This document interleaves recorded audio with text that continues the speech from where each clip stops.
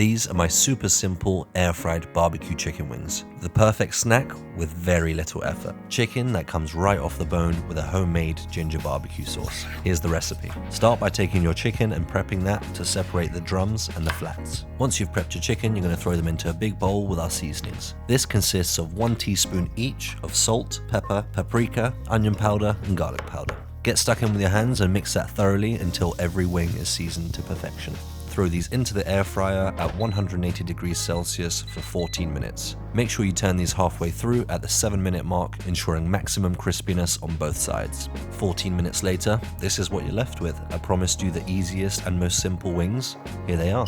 You've got your flats and drums, and all that's left to do now is throw these into a bowl with our homemade barbecue sauce. About 4 or 5 tablespoons of barbecue sauce should do the job, and once they're all coated, just dive in and devour. If you want to make your own barbecue sauce, I have a recipe for this too. I'll link it below for you. Now sit back, subscribe, and let me show you how I eat a chicken wing.